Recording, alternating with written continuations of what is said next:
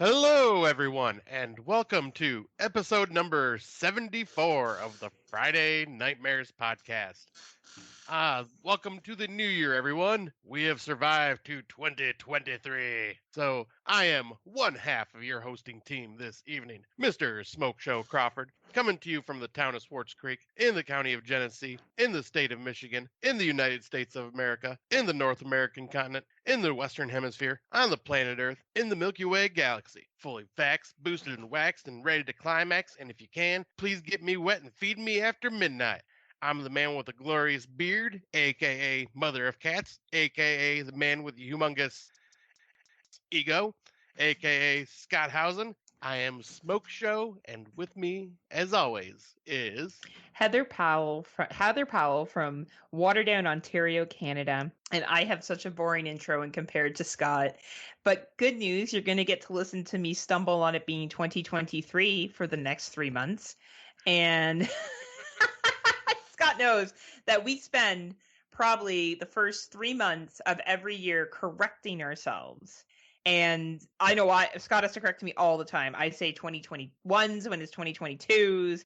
So I don't know, though. I turned 40 this year. So I feel as though this year I may get it right on with the year for a change. I'm hopeful. And if not, I'm here to try to correct the course because with my job, I'm so used to stamping 2023 now that it's just kind of natural because that's just what I do with my job. Got to make sure dates are correct. You've always been better with the transition. Now, mind you, we started this in 2020, so there was no real transition except from 2020. It was all 2020 stuff, which is crazy because I watched the 2020 movie the other day that I was going to watch the year it came out. I'm glad I didn't. It wasn't that great.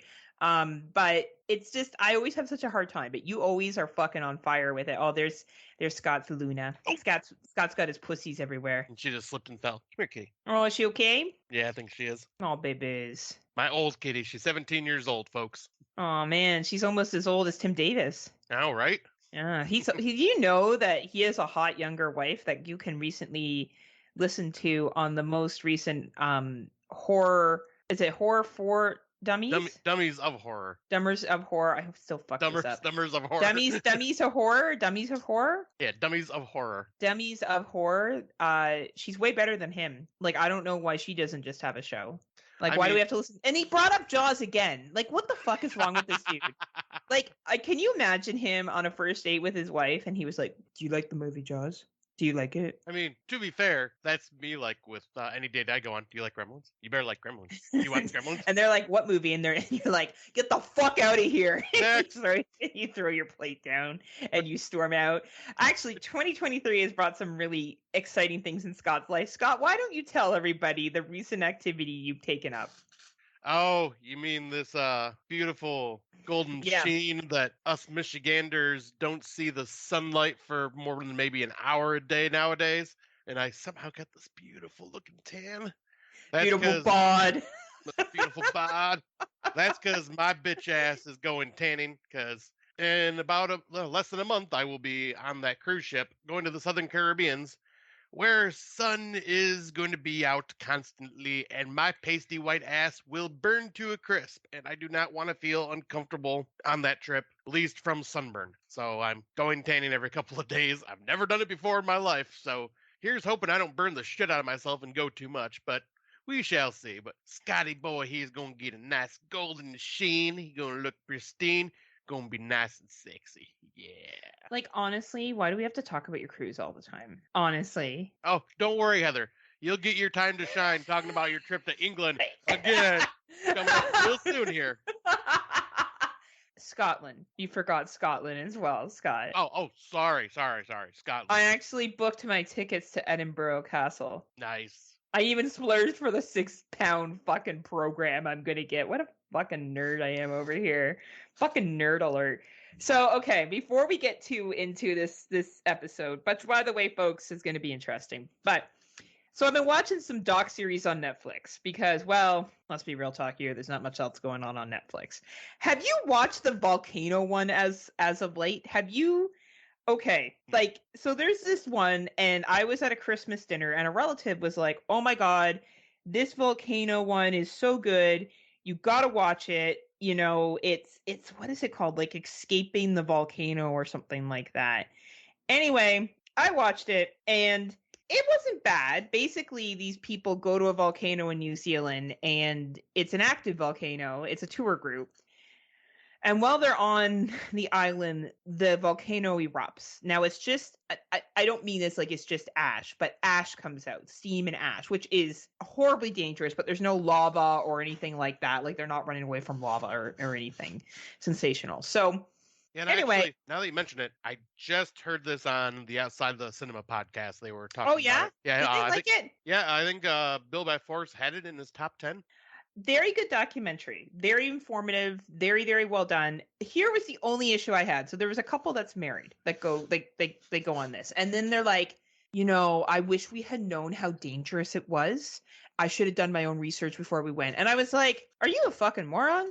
How? Like, and they were so angry at the volcano, and I'm like, first of all, that'd be like going swimming with sharks and getting upset that you get bitten. Right. Like, you take a risk when you go on these activities. You're going to an active volcano site. Like, I get that maybe the tour shouldn't have happened, but you can also use some common sense. It's like people that bungee jump off of bridges. You assume they're going to be safe because they're being operated by a tour facility, but you still have to use your common sense or know that you're taking a risk. By doing this activity, you are taking a risk that something may happen to you. Right. Like, I'm sure you're going to do excursions. None of them are going to be as risky as this, but there will be a waiver involved. And you sign it, knowing that you are taking a risk. Yeah, and I mean, in hell, even like a lot of because of what I've been reading up on, because what I did my research, because that's what I should do. I'm going out of country. Because you can use Google like a normal person. And I found out there are other excursions I can take that are not part of the cruise, and if I decided to do those, I would be taking a risk of maybe not getting back in time, and missing my boat, or chance of this being getting manipulated into something that is not actually a tour and I get robbed. Like, there's all these different things. So yeah, for my first cruise, you know what I'm doing? I'm sticking to the itinerary that the cruise leaves me with. I'm not going to be doing any crazy adventuring on my own. Hell no. And like, it's just, yet again, I can understand that you're upset or angry that something happened to you, but common fucking sense. Like, yes, this is a real life horror, and we see survival films like this all the time. Oh, they go somewhere and shit goes down. But like, you went to an active volcano, right? Like, now they were American. I hate, of course, right? Because there was a bunch of other Australian tourists that they talked to, and they were all like, "Well, yeah, we took a risk, and this happened." And the Americans were like, "It's like it happened. Like, they didn't choose to be there or have the common sense." Yeah, I was gonna say, I'm sorry, if you go to an active volcano, you cannot get mad that the volcano may, erupt or whatever. Yeah, like, it's a risk. Yeah, I was like, because for one, it's like, you're going there. That is what you're going there for, to see an active volcano. Right. What do you expect? Don't get mad at, like, if it was me, I'd just be like, well, we went at the wrong time. Right. And like, they got severely burned. I understand their frustration. Like, I'm not downplaying the pain they were in or anything like that. It was just at the end when they're like, "Oh, I guess I should have done my research." I'm like, yeah, what research did you need to do? You were going to an active volcano. Like, I don't understand. I mean, still do research. Yeah, but like, I was still like, if I went cave diving and I was like, oh man, like, I don't know. Like, where's the common sense that you are taking a risk? I go to fucking a trampoline park. I take a risk. Right. Right. So like, you're taking a risk of whatever decision you're doing. And this is where stupid found footage films come into play. This honestly could have been a found footage of these two just complaining, because it was, like, as I said, I got that they were in pain and shit. But anyway, it's an interesting documentary, not one of the best on Netflix, but it's 2023 and we are down there scraping the bottom of the barrel, kind of like what Rob does for dates on Friday night. Rob Humphreys from Slasher Radio, and what's the other show he does? Slasher Radio and This Horror Life. This Rob Humphrey life. Rob. Good Lord. You know what he's gonna think of? He's just gonna go play him back over and over again. Rob. It's like, I wish that was Scott. He probably would say that. No one ever wants Heather. I'm just that bitch from Friday Nightmares podcast. No one likes me. No, 2023s don't even like me. We love you, Heather. 2023 movies may not, but we love you. So Scott and I have brought the finest to the table for 2023's. This week we got a really creative with what we consider a 2023 because, well, people, as Scott would say, there's not a lot, but there is some And gems. I would say there is actually quite a few like that you can rent on Amazon. I think there was like 4 or 5 that we didn't get to, but just because, for one, a little bit personal information here, but I had to cancel my Amazon due to it getting constantly freaking hacked. So I don't have access to Amazon or Tim, Amazon can you Prime. stop fucking hacking Scott and Dave Bailey and everyone else we know? It's definitely them. Exactly. It's probably Darren Wilson. That's totally Darren. If I know anyone who's anti-government and anti-Amazon, it would be Darren. Right? Yeah, I just haven't had the chance to rent it because I'm going away this week. And I'll be honest. You're going somewhere? I'm going to the UK. You're going to the UK? Yeah, no. I never said anything. I know you're shocked. I'm fain shock. Surprise. This is literally the first time you're hearing about it, so it's very shocking. So you're just going to up and leave me, and we're not going to record, and you're going to talk all about your trip when we get back, and it's going to be the Heather show again. That's okay. Then you're going to go to the Caribbean. And I had an orgy with Rosie Palmer and her 5 sisters. Oh, Scotty, that's a lot of fingers to please.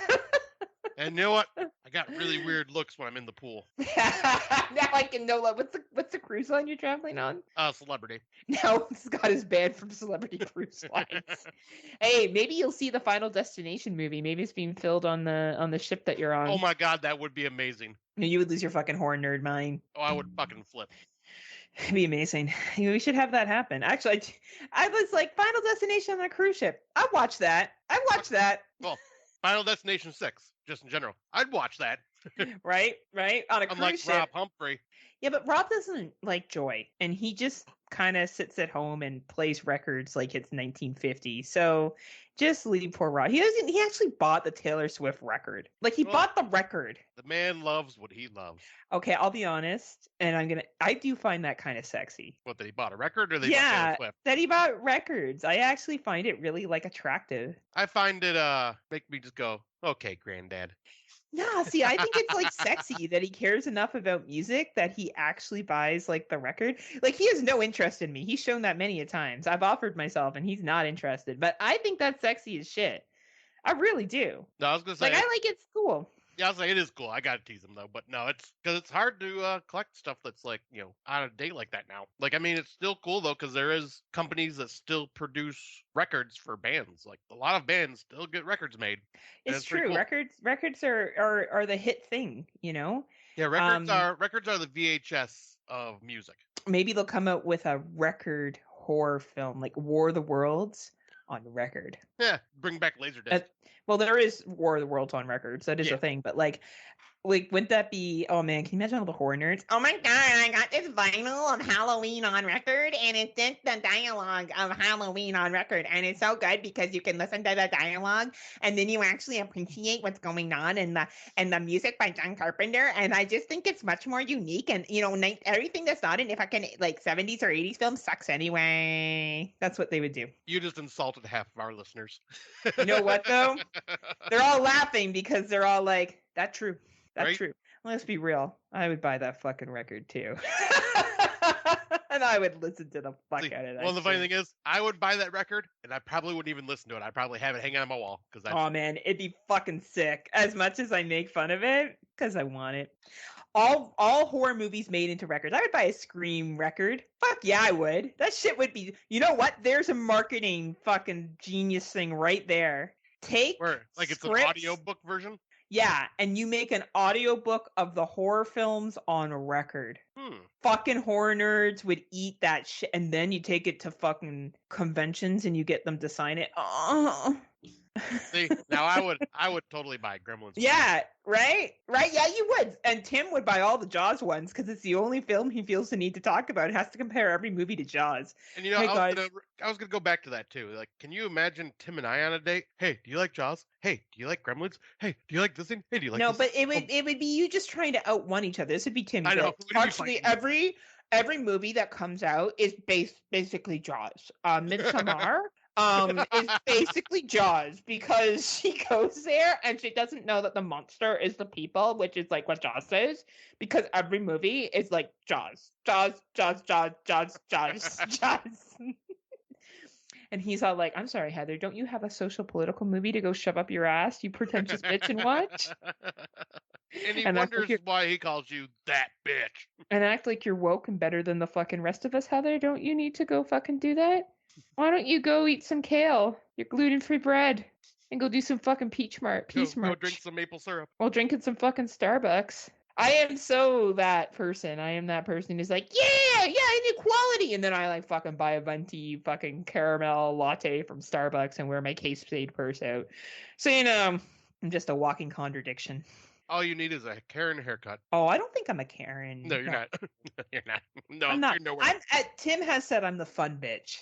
I'm not because he knows I'm just kidding. I just want to fuck Tim, and the harder I try, that's my goal. Though he did say he would give me babies for Canada. I could have little Aussie babies running around yelling cunt, cunt, cunt, cunt, cunt, cunt, cunt, Jaws, cunt, cunt, cunt, Jaws. Apologize for that word, but that's what they say in Australia, so it's okay because we mean it in the Australian way, only in the Australian way. It's true though; it's a word of endearment there. Yeah, it is. 100%. Not like here. Like when I first started listening to Horror for Dummies, and we would hear them use that language, I was like, oh my god! And then I'm like, oh no, shit, that's just how they talk to each other. Right, exactly. Oh, fuck, okay, right. Anyway, I guess we should talk about our 2023s. Yeah, I'll say we definitely. I mean, as you can tell, folks, we're trying to kill a little time right now because we're Actually, well, we never get a chance to because we usually have too many movies to talk about because you've watched 18 billion films. Yeah, and I was saying I did watch quite a few this like last 2 weeks, but it was just random like older movies and just the mixture of newer stuff and just some documentaries and just watching something to watch it just so I had because I'm desperate for 2023s right now and we're not getting it yet. Oh, I feel you. I feel you in my bones. Well, I'll start off with the first one. This one is on Netflix. It's dolted as a new release, or like dolted, presented as a new. I don't know, dolted being not even a word. It's presented as a 2023 because even though it was made in 2020, I don't know if there is a way for us to watch it prior to Netflix picking it up in Canada and the United States. So that's why we've counted it. It's called Bloodline. It is an hour and 35 minutes. When an accident leaves a young boy in a coma, his parents' love is put to the test as they resort to a dangerous plan to save him. This is a film that is from Egypt. It is one of the reviews on IMDb says it couldn't be worse. I wouldn't say that for this film. I think that this is a interesting take on a specific lore with children. The twins in it are kind of adorable, I'm not going to lie. I didn't think it was a super amazing movie, but I didn't hate my time with it. Now, that being said, if you are someone like Scott and I, and you like to sample lots of different international movies and and get a feel for what's out there, this is worth your time. It is on Netflix. If that is not you, I don't think you need to watch this for any end of the year lists or anything like that. I don't think this is going to stand out for anybody. So it is called Bloodline, and it is on the Netflix if you are interested. Now, speaking of something that should be on the year-end list, oh yeah. Oh, fuck yeah. Bring this bad boy up, Scotty. All right, this one is a movie that I stumbled across on Tubi, because I love my Tubi films. And this one is called Mega Lightning.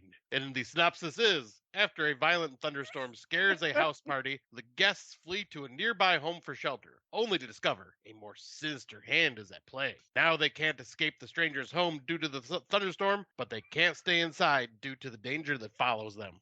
This is, at first I thought it was going to be kind of like a end of the world nature type film where it's just like, because it's like this lightning storm that is like killing everybody because it's like extremely dangerous, like the bolts like are striking constantly and just like it's killing a lot of people, but it ends up kind of having a twist that turns more into a thriller / horror film because the stranger is stranger danger.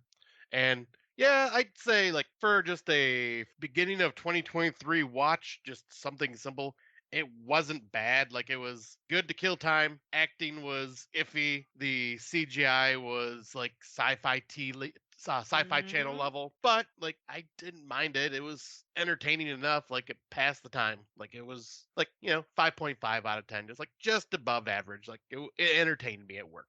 Awesome. Cool. So do you recommend people watch it on the tube?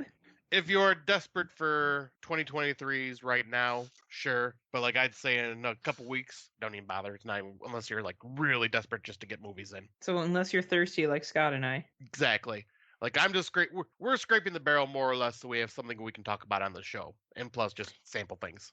Well, we sure do like the sample, don't we, Scotty? Fuck yeah, we do. All right, I'm gonna talk about this other fucking gem on Tubi, which I'm pretty sure Lance Lanford's wife from the Horror Returns podcast has on repeat. The Good Wife's Guide to Murder. Be careful, Lance. You better be nice. Maybe I should send this to Jill for Jill Davis. Hey, there you go. Help her out. Help a sister out. All right. This is an 84-minute runtime. When an expert in spousal murder is accused of killing her husband, she must use her investigation skills to prove her innocence. This is a campy murder mystery that I threw on because I was hoping there was going to be a little bit more horror in it. There's not. It's a fairly predictable plot. You would have to be living under a rock to not put together what's going to happen during this film. It based around a guy that makes berry beer and runs a distillery craft, and his wife writes horror movie murder podcasts. It's not good. It's on Tubi. I don't know. Don't watch it. It's not. I regret watching it. I told Scott when he's like, "Oh, I scrolled by that." I'm like, "That was a wise decision." Mega Lightning sounds like an Academy Award-winning film compared to this one. But if for some reason you really want to watch this soap opera-y fucking Hallmark with a little bit of an edge movie, it is available on the Tubi, and it is called Good Wife's Guide to Murder. Nice.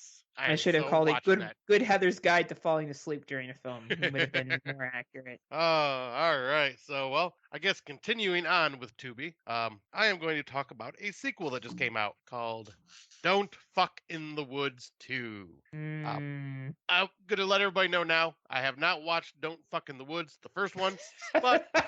Did you need to? I was going to say, I mean, it kind of ties into the first movie, it looks like with some of the characters that I guess are returning, but it wasn't necessary for me to follow the plot. Though I probably will, now that I watch this one, I probably will go back and watch the first one because that one is also on Tubi. But the plot of this is the counselors of Pine Hills Summer Camp are getting the grounds ready for the season. While they set up, a mysterious girl enters the camp after a night of bloodshed, and there are things following her as well. Basically, this is, do you like boobs? You're going to see a lot of boobs. Like boobies. Lots and lots and lots of boobs. Cheesy acting, very 80s slasher-esque style acting, I guess you would say. Kind of give me that vibe. Some pretty decent gore here and there. And like monsters that basically try to, I guess, enter you in different ways sexually. And kind of like spawn while they're inside you, like so it actually shows like an up close shot of something entering a woman's woman's vagina. The JJ.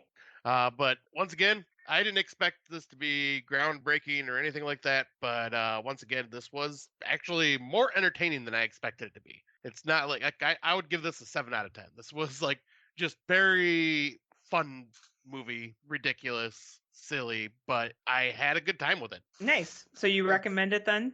Yeah, I'll say especially to anybody that's fans of the first one, definitely watch it.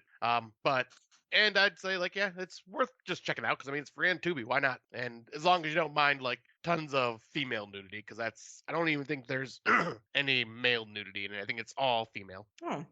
So I don't get to see any dicks. No, I was gonna say like because when I told you the title, I was like, oh, Heather's gonna love just the title of that. I'm like, I better pre-warn her. Female nudity, Heather. Well, and I respect a boobie here and there, but I do like the dick. Exactly. And I know you do. I know you're an equal opportunity nude person. Yeah, well, I like to fuck too. I would fuck in the woods. Fuck anywhere. I know, that's why I knew you would love the title of this movie. No matter where it is. And if I'm under the back of the bar, get the ludicrous song going. All right, so we're going to continue with our Tubi awesomeness, and we're going to talk about Terror Train 2, which I'm pretty sure they just filmed directly after Terror Train 1. I think they did. The reason why we're covering this is because this was dropped on New Year's Eve. It's close enough, everyone. Yeah. It's 2023. So, the return trip from hell. A year has passed since the series of gruesome murders took the lives of multiple college seniors aboard the now infamous Terror Train. The survivors are coerced to go on the New Year's Eve redemption ride, which I don't get why they all showed up.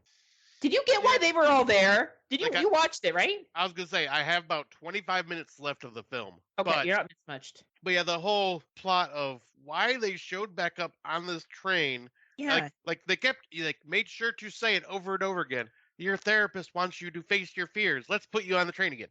That is the dumbest fucking reason right there. Yeah, I just didn't quite buy that. Anyway, otherwise, it's not a bad little slasher for a Tubi film. Yeah. If you didn't really like the first remake, you definitely shouldn't watch this. If you enjoyed the first remake, I'd say watch this if you're looking for something to watch. It's free on Tubi. And it's on Crave in Canada. Honestly, I didn't hate my time with it. Some of the kills were pretty good, or the aftermath of it looked really good. Yeah, I don't know. I didn't mind it, but I think it's not something that I would say people need to run out and go watch. Exactly. Like once again, this kind of falls in the line of like Mega Lightning to me, where it's just like it's not offensive to the eyes, it's easy to watch, and it's entertaining enough. Right? It's entertaining enough. I think that's the key thing. Yeah. And this was the next one that you watched. So Terror Train available on Crave for Canadians and Tubi for Americans and Canadians. Yep. So the next one I am gonna watch came out today, which is Friday the 13th of January. But it is a Peacock exclusive called Sick, and it's a Wildcat, and it's produced by Blumhouse. In the midst of the pandemic, college student Parker and her best friend Miri decide to self-quarantine at her family's lake house, where they will be alone, or so they think. This is their basic, like high quality, like very well shot, pretty decent acting, very basic plot. And I already been saying on the show that I'm now getting tired of the COVID films, and this one like definitely does the whole right at the height of quarantine during like April, May area of 2020. And it's like everybody's wearing masks. They're like spraying down their groceries when they get in the house. They're talking about social distancing and like making sure to stay 6 feet away from each other. And like it's very generic in that way because we've seen it a million times now. But they do kind of poke fun at it a little bit. I'd say like go into this expecting like a Blumhouse horror film, and you shouldn't be disappointed. Like when I say Blumhouse horror, I mean like the easy made for teenagers type horror film. Yeah. Like, because the Blumhouse has done some better, like, more mature stuff than this, but this feels more along those lines of like the teenage style horror. It's not bad. It was entertaining. Like, once again, like very well shot, decent acting, decent plot, and pace was pretty good. I gave it like about a 6.5. It's not bad. It's entertaining, right? And I think if you're looking for something to watch, it's easy watch. Then you're looking to build your 2023 list. Sounds like probably one of the more palatable, not a waste of time. Yeah, I was gonna say it's definitely one of the more easy to watch horror films, like with like the budget wise. So you can tell it like had a decent budget. Nice. But yeah, and that's just available on Peacock, right? Yep, right now it is just available on Peacock. Okay. The next one both Scotty and I watched, and actually I thought I was into this before Scott was, which was like shock. Oh yeah, never happens. The Pale Blue Eye. This is a Netflix release. It is 130 minutes long. It is a long one. Yeah. A seasoned detective investigates a series of murders at the U.S. Military Academy in West Point in 1830. He is assisted in his investigation by an intelligent and eager young cadet named Edgar Allan Poe, who, by the way, did serve in the military. I actually Googled it to look it up. He did. Nice. I don't know if this is a true story or whatever the case is, but yes, he was part of the military. Who will go on to become one of America's most influential authors and the originator of the detective genre. I really liked this movie. I'm not gonna lie. I really fucking dug this film. I found it interesting. I found the acting endearing. I found the characters endearing. I bought into Kristen Bale, Harry Moline, Toby Jones. I bought into everybody. Everyone had acting chops in this film. They were fucking great. Probably not the strongest horror film out there. Some definitely gets horror at the end. Yeah. Definitely gets horror at the end. Fuck, I thought it was great. I actually think this is a must watch this year. I think if you like Sleepy Hollow, that kind of theme, I think you'll really fucking dig this film. Your thoughts, Scotty? Yeah, I thought it was decent. I'm definitely not nearly as high on it as you. Like I said, it took Mm, me a long time to get into the film. Like if I was watching this at home, I probably would not have made it through. But since I really? was, yeah, just because I was just not invested like at all. I mean, Mm, it's nothing. I don't know what it was about the film because the acting's great, the characters are great. I think it may have just been the pacing of the story, and I mm, do like a slow burn, but something was just not grabbing me at first. But I yeah. but I'm glad I watched it at work because like usually I'll let anything play all the way through at work. Like I don't give up. Um, and I'm glad I did because yeah, by the second half I was way more invested. I was liking where the mystery was going, trying to figure out what was going on. And yeah, then that ending, like that third act happened, and I'm going, oh shit, okay. Like I thought it did pretty good. Like it was, yeah, definitely. I think I gave it about the same rating as like Don't Fuck in the Woods for me. Like it's just like Yeah. it's a 6.5, 7 for me. Like it was a I'll good see, like, watch, but yeah. it'd be an 8.5 for me at least. I Oh thought wow. I enjoyed it that much. And I didn't think I was. I didn't even want to watch it. I only watched it because I'm like, fuck, there's nothing else. Right. Like, I'll just fucking watch this movie. God, this is something Scott would like. It's historical drama, and like, oh my god, it's this historical period piece, and I fucking loved it. Like, I don't know. I may revisit again towards the end of the year, depending what comes out this year. Like, I don't know. Like, I really liked the guy that played Edgar Allan Poe. I thought he was quite believable, and I Oh got yeah. behind him and I was rooting for him. Like he really he touched me in my tra la la. He definitely did. Um so I don't know. That two very different opinions on it. Definitely I'm a lot like Scott enjoyed it enough, but I really liked it a lot. So Yeah, if you're interested, it's available on the Netflix. yeah, and like I said, like yeah, it's definitely not the acting. The acting was fucking incredible, and I definitely see where you get the Sleepy Hollow vibes because it's around that era, Mhm. and it's also like the color palette for the Oh yeah. film has a very Sleepy Hollow esque feel to it. Yeah. It's very just kind of gloomy with a bit of like blues and grays and stuff like that. Like Oh yeah. but yeah, very well made movie. Very like interesting. Just was not the Scotty Jam that I was expecting, but That's okay. yeah, sometimes it's a hit Hey, or miss. You never know. you never know, right? I guess the last one we'll talk about, I guess you didn't see this one yet, have you? Let me see what it is. It's Megan. No, no, I want to so bad though. So I went last Sunday night to see this film, so I'm gonna be very careful because like it's probably well, it's the hottest I think 2023 right now in the theaters. I don't know if there's any other horror films that have come out in the theaters. I think this is the first one to drop. Yes. Yeah. So, um, yeah, it's great. That's the only thing I can really say. A brilliant. So Megan is a 102-minute runtime. A brilliant toy company, Robotis, uses artificial intelligence to develop Megan, a lifelike doll programmed to emotionally bond with her newly orphaned niece. But when the doll's programming works too well, she becomes overprotective of her new friends with terrifying results. I think a lot of people here I see here giving it 3.5 stars, 3 stars. Even Rob Humphrey gave it 3 stars, which said something because he doesn't like anything. I don't think who knows, this may hit some people's top 10 lists of the year. It's still very early on in the year, but this is definitely not a shit movie. This is a great take on killer toys. I think there will definitely be a sequel of some kind. Matter of time because I think this was pretty well done, pretty and entertaining. and once Yeah. again, horror showing that it can do fucking well in theaters because somehow or another, this little Megan that could was #1 at the box office against Avatar, which is pretty fucking impressive to say the least. Well, we got some really good acting in here. We got Allison Williams is in this one, Yep. who most people have seen in Perfection and Get Out are probably the most common that people would know her from. Little Violet McGaw was in Doctor Sleep and The Haunting of Bly Manor. So this Nice. was a young lady that's had some acting chops to her belt. There's someone that played Megan's voice that was different, or than the Well, actual person that played Megan. okay, because I was just gonna say, because like as far as I know, like Megan was an actual person, just It CGI'd. it was, it was, and then there was someone that did her voice that was Okay, different. It was really entertaining. I really enjoyed it. You can definitely see James Wan's, even though he was a producer, influence possibly in this film. He didn't direct it, but you can definitely see kind of where the maybe support or ideas came from, right?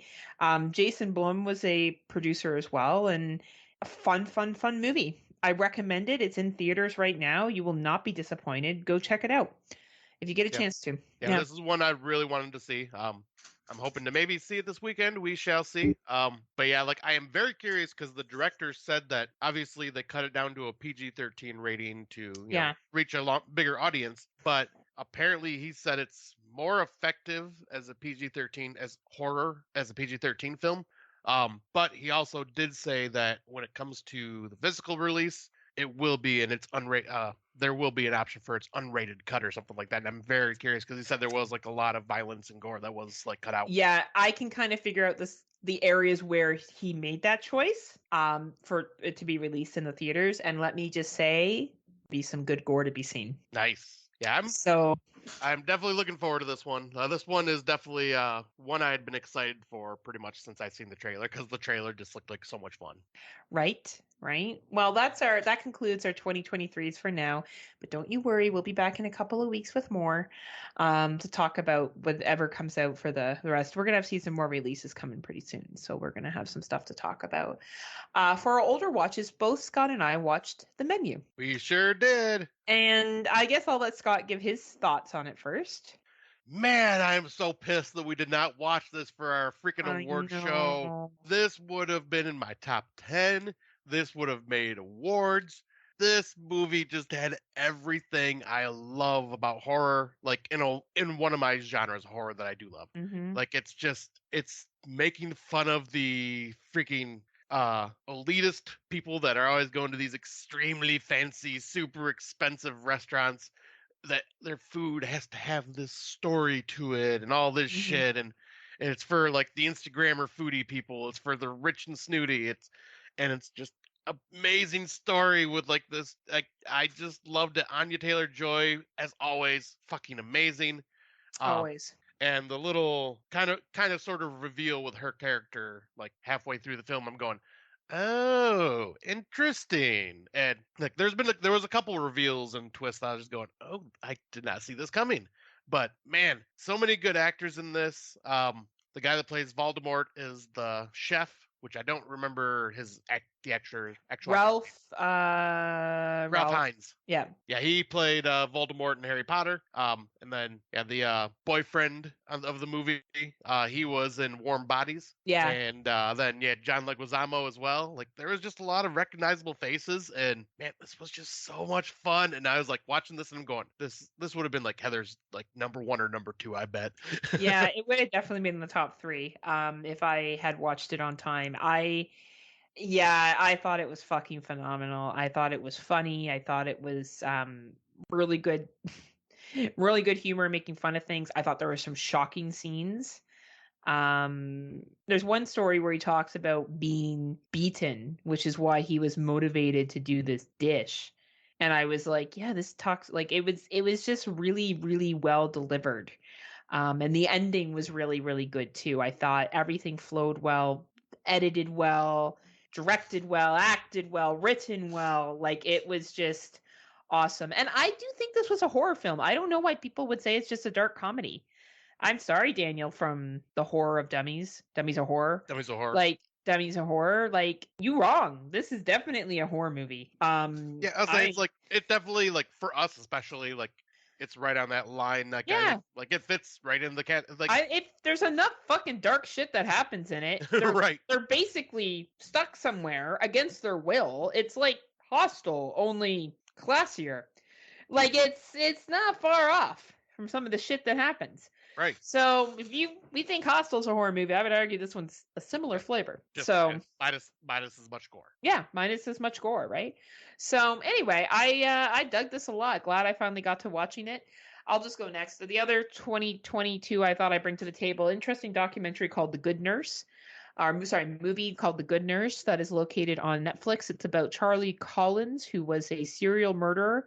He was a nurse that was poisoning people by putting insulin into their IV bags. Ooh. And hospitals in the United States covered it up. He went through 9 different hospitals that he worked for where he killed countless people. And instead of wow. charging them, or because it's a profit system in the United States, they would just basically fire him. And then he would go to another hospital and do the same thing until one nurse who was a friend of his figured out what was going on and worked with the police to bring him to justice. And it's a pretty emotional story, to be honest with you, of what she had to do and what this guy got away with. So it's a good watch on Netflix if you're looking for something. It is called The Good Nurse, and it came out last year. Nice. I went way further back for mine. So just so I can do this review justice, I pulled up the messages that I sent Heather while watching it.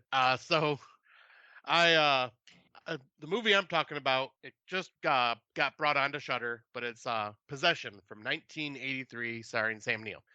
So I said this to Heather. So I am watching Possession from 1983 on Shudder. This movie is fucking weird as hell, and I have no idea what is going on. Well, besides lots of touching. Sam Neill is in this, and I just need to know why is everybody seductively touching each other.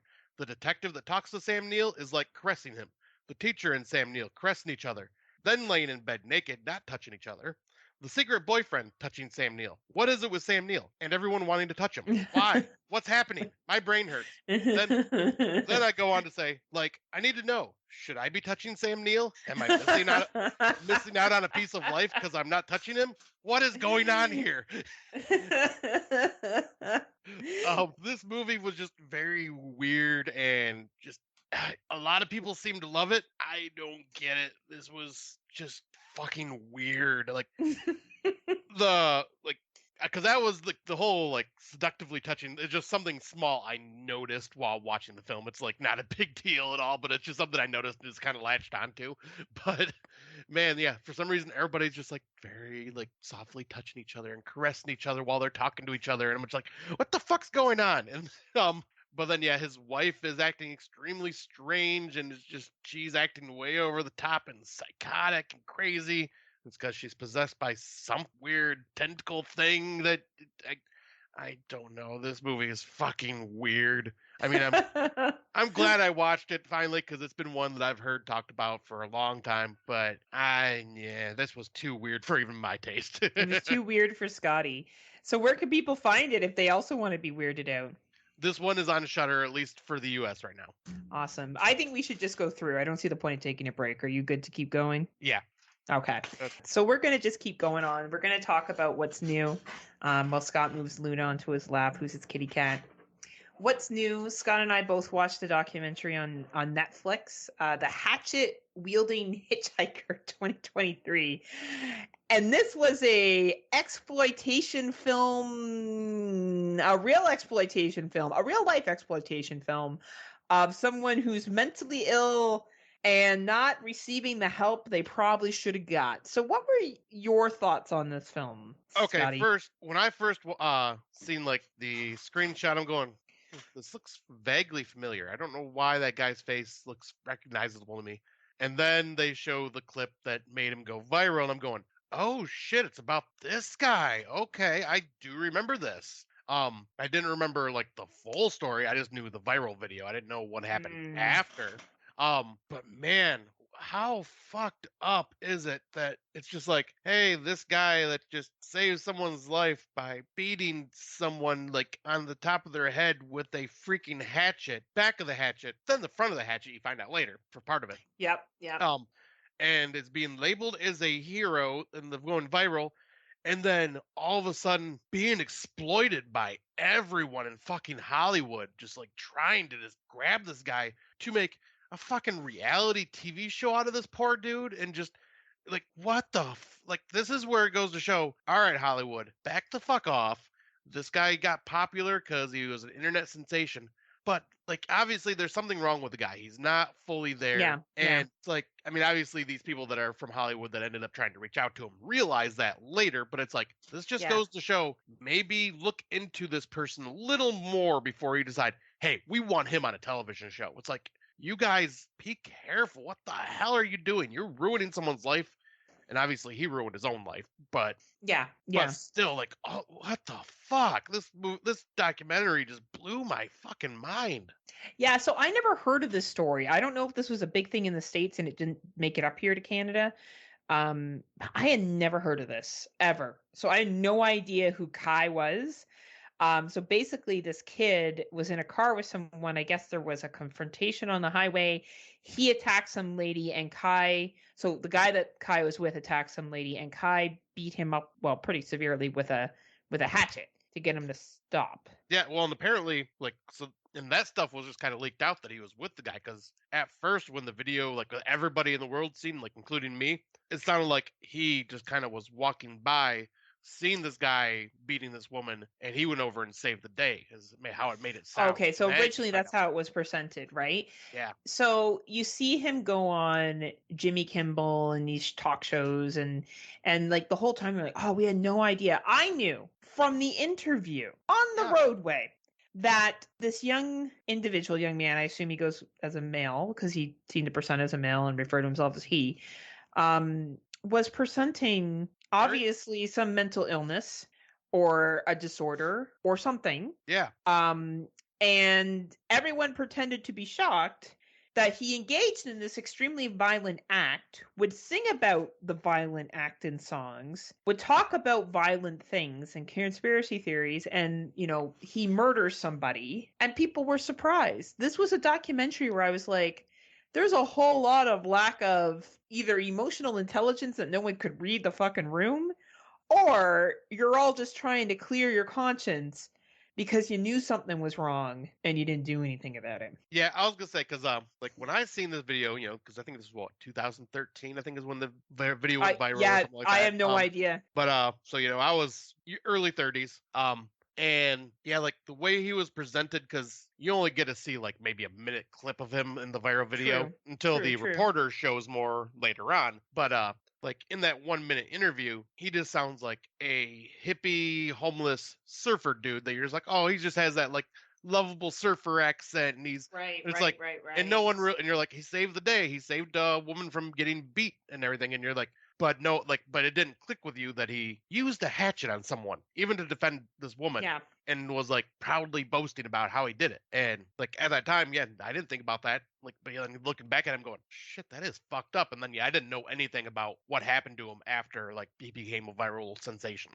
Yeah, like this is again, it's funny because what we've talked about so far with some of the documentaries that we brought up in this, whether it's the volcano one, this one, and one that we're going to talk about in a little bit, which is definitely more related to horror. But this is like real life horror shit. You know what I mean? Like this is like a real movie. I could see this being made into a movie one day. Like easily that Yeah. they'll make this into a horror movie because it is horrible. It is horrific. And it is very, very layered. So you make a valid point, Scotty, because I didn't even know this dude existed till this week. Like I knew nothing about this. I don't know if it just didn't reach the news up here or I wasn't watching the news at the time and I just wasn't made aware of it. I don't know, but I wasn't aware. So I think you're right. It's very different 40-year-old Heather Eyes watching this than it would be 30-year-old Heather Eyes watching that. And of course, curated clips, right, Yeah. that are presented. But yeah, I think for anyone who's interested, I think if you're kind of bummed out on 2023s, we wanted to give you some good docuseries on Netflix right now, and this is one of them. I would say if you're interested, it's a good little watch. It's only about an hour and 35 minutes long or something like that. It's not super long. Check it out.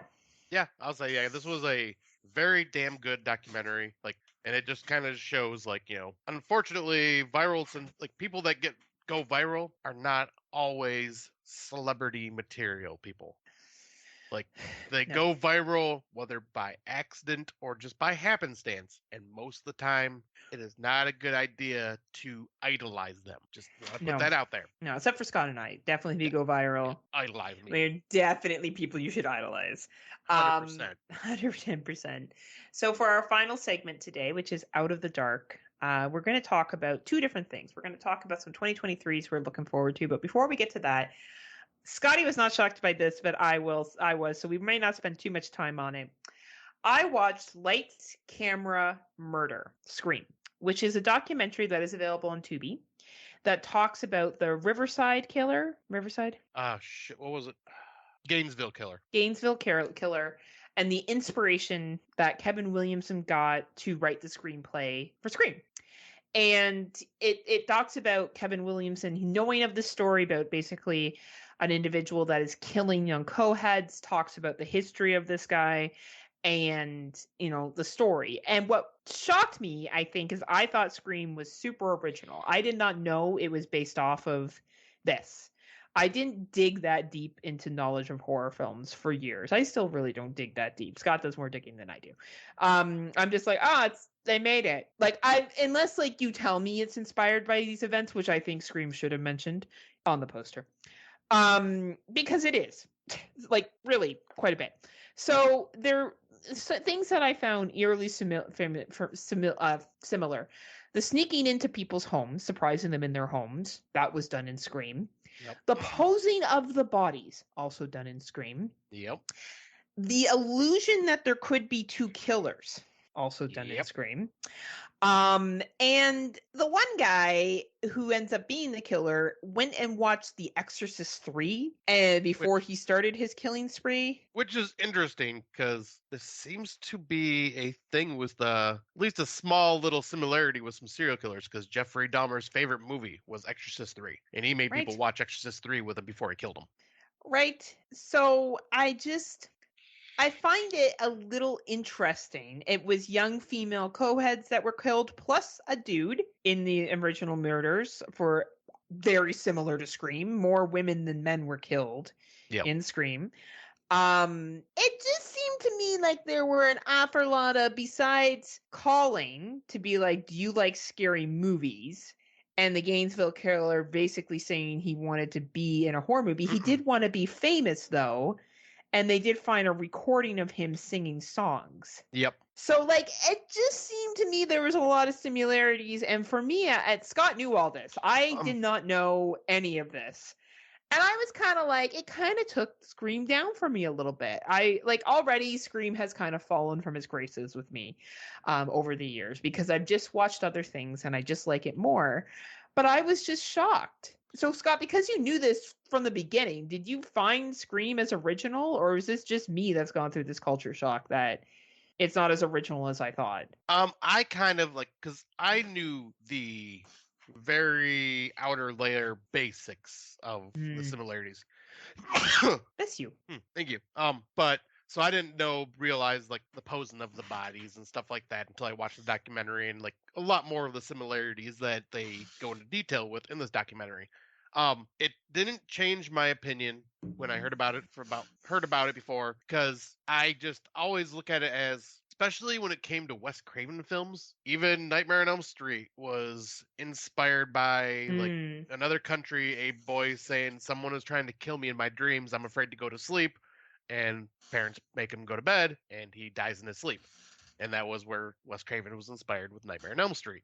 So horror films tend to be inspired by world events or real life events that, should have this been stated somewhere loosely based off a true story, or loosely based off a true story, or whatever sure, yeah. But to me, I never found it to change my view of Scream. Okay. But I did find this more interesting, knowing that there were a lot more similarities that I didn't realize. I did find that very interesting. If you were a family member of one of the people that were killed, would you be a little pissed? Because I feel like we're a movie like Homolka, or Carla that came out several years ago. That's about it's not really well known, but it's about the Paul Bernardo murders up here in Canada. We had a serial killer named Paul Bernardo. His girlfriend Carla Homolka assisted him with it, and then she ratted him out and basically got a plea deal, and they made a movie called Carla. And the chick from that 70s show, the redhead, played Carla, and it basically recounted the murders of what happened. And it wasn't shown in Southern Ontario because of a petition the families went through. Honestly, I've never watched it either. I probably won't. I knew the murders. Like it's just, I think, different. It hits you different when it's from your area. Or what was the Charlize Theron's one that she was in? The Yeah, Monster. monsters. So like when you have movies like that that are like clearly being like, okay, we're going to talk about and base ourselves on this. As a family member, I feel like that you're aware of it. I feel like for this, it's like they ripped off the concept, and as a family member, I'd be like, and you didn't even acknowledge my people, like that you got this inspiration from this horrific event, and you didn't even acknowledge us. Yeah, I And mean, people that died that gave you this inspiration. Like maybe I'm wrong for thinking that. I'm not saying that I'm right. I just thought about that when I watched this. I'm like, you were so 50% of your ideas came from this. right? Like I was gonna say, Right? because like yeah, like movies like Monster and like Jeffrey Dahmer and stuff like that, where it's like really talking about it. Like yeah, you should definitely like kind of, and Mm-hmm. the one you were talking about, Carla, like make sure like to have the families and victims of the families feelings in mind about this, and maybe even talk to them about it before Mm-hmm. releasing this. With Scream, I almost feel because of the horror, do you like scary movies aspect of it and being obsessed horror nerds being the killers, Mm. and that there was posing of bodies was done in Friday the 13th and all these other films before it. Yeah, I get what you're think saying. I think that probably anybody that was the families, the victims of the family or families of the victim Mm-hmm. probably did not realize that it was that what it was being copied of. They probably just realized this is just, or thought this is just another horror film, because it does play out like regular old horror film. Like this could have been Yeah, any horror film. So I don't see like parent or families being too pissed about this one just for that fact. I guess so. I just think for me, after watching this doc, and that's just my perspective alone, that it made me just really rethink how original I thought Scream was, and how Oh, I for sure. thought, and how oh, it re-energized the horror movie. And yes, it's a great film, but I'm like, well, 50% of it, like, and I get it. You get inspiration from everywhere. I'm not trying to indicate that people don't get inspiration from things. Like Megan just came out. It's a killer doll. Like obviously Child's Play and fucking other doll movies, Puppet Master and shit. Like I understand. Like there's inspiration from inspiration. It's just I thought it was an interesting point because I Oh wasn't yeah, aware. Like right. I wasn't aware of all the stuff that was Kevin Williams took inspirational from. Right? I know, because I was kind of surprised when you were just like, "Do you know this was based off something real?" I'm like, you didn't know that? Like, No, I I just thought didn't. it was like I common didn't. knowledge. Like, No. because I never did, because me, I like Scream well enough, but I've never done enough to do a deep dive on it, Yeah. or do any deep research. I just heard. I think maybe it's just because I'd been in the horror communities for so long Yeah. or something. Maybe I just somehow absorbed the knowledge from them talking about it somewhere in a post. Maybe that, Yeah. I don't know. I honestly wasn't involved. I didn't go to conventions. I watched the movies and that was it. I Yeah. didn't Googled maybe who the stars were. I knew nothing about them. I've actually learned more from podcasters and horror, Facebook groups than I have from anything else ever. People Oh telling yeah. me like I don't pursue that stuff. I don't want to say I don't care. It's just not as important to me. Exactly. But this I found was really, really interesting. So it's a documentary on Tubi. If you haven't watched it, it's called Lights Camera Murder Scream. It's on Tubi. If you're interested, check it out. Very, Now, very sorry, go ahead. interesting documentary. Yeah, and it's on Tubi again, right? And you're looking for some, movies to watch, and there's not a lot of good 2023s. We've given you some documentaries that we recommend. Now, drum roll. 2023s that we are looking forward to. Yeah. Dottie, what are you looking forward to? All right. So obviously, like I said earlier, Megan is one that I've been looking forward to, so I can't wait to watch that. But coming up next in February, Cocaine Bear. Oh yeah, fuck yeah. Oh, I so can't wait for this movie. It's gonna be so ridiculous and fun. And they even make sure to mention that it is based off of a story, very loosely based off of a story that happened in the 80s. Because basically, the bear did cocaine. It died. It overdosed on cocaine. It didn't kill anybody. But some other ones, because I've only watched a few trailers for some of these things. So like one that I'm really, really looking forward to is Brandon Cronenberg's next film, Infinity Pool. That looks freaking. Honestly, that looks fucking amazing. And did you see the lineup? The actors, yeah. Like Alex Skarsgård, Mia Goth. Yeah. Mwah. That's probably going to be on my top 10 list. I haven't even watched it yet, and I know it's going to be on my top 10 list. Yeah, I am so excited for that one. Like that looks so good. And then one that I really didn't have any interest in watching like when I first heard about it being promoted. I mean, I was like, okay, I'll probably watch it just because of who's playing this character. But Renfield with Nicolas Cage playing Yeah, Dracula. Like yeah, that looks pretty interesting. they released the trailer, and I'm like, you know what? I didn't really have much interest besides Nicolas Cage playing Dracula because I know he'll ham it up like he always does. Oh, he's a But ham sandwich. but when I watched the trailer, that just looks entertaining as hell. I am so down for this. Like I want to see what this is about. And then I got two more that I'm gonna mention. Knock at the Cabin, the M. Night Shyamalan film. Night Shyamalan and Ding Dong. Yep. With what's his name, Dave Bautista. I'm very curious to see Yep. him in a role that is not Drax from Guardians of the Galaxy, playing more of a serious role. I'm very curious about this to see how good of an actor he really is. Because I do like him. He has a great personality to him. So I think he could do well as an actor. So I'm very curious to see his serious acting chops. And then the last one, I saved it because it is one of my favorite franchises, series, or whatever you want to call it, Evil Dead Rise. Yeah, Tim's not excited for that. Really? Yeah. Because I will be honest, when they released the poster and gave us a little teaser trailer, I was like, this does not feel like Evil Dead at all. Like, in fact, the poster just ripped off Smile. Smile wants its work back, please. Like, it looks exactly like the Smile poster. Everything about it.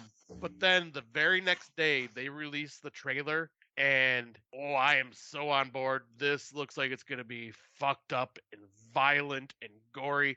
It's from what they've been saying, it's supposed to be a sequel to the original trilogy.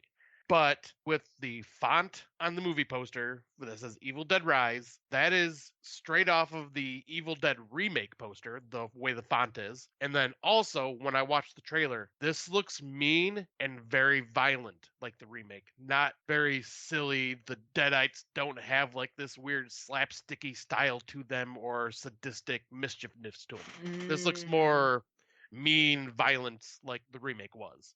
And either way, if it is a sequel to the original trilogy or the sequel to the remake or somehow ties the two universes together and makes it all one thing, I'm fucking on board. I am going to see this as soon as it hits theaters.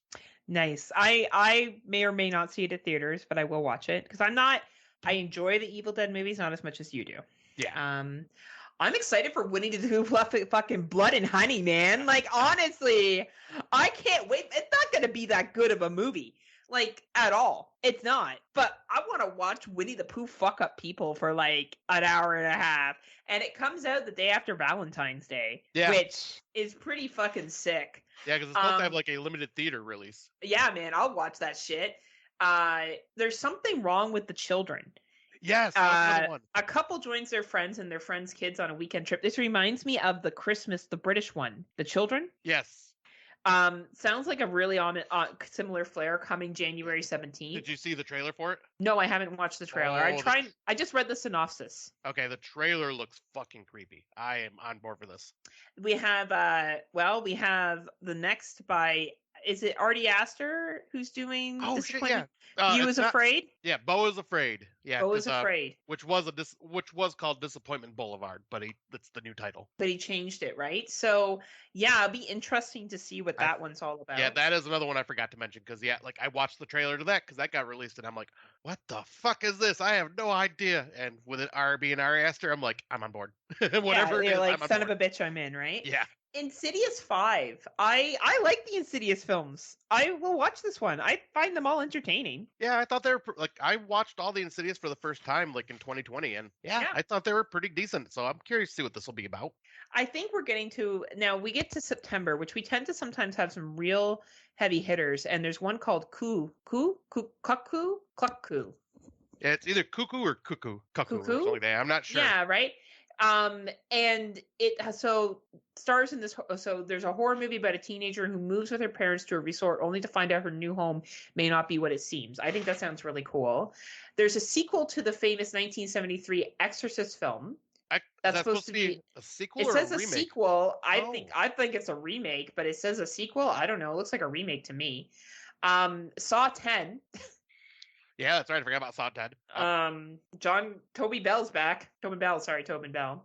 Run, Rabbit, Run is an Australian horror film about a fertility doctor whose 7-year-old daughter begins to act increasingly strange after the strange arrival of a mysterious rabbit. Interesting. The Strangers, a remake of the deeply creepy 2008 film The Strangers. Really? Yeah, I'm surprised they're doing that.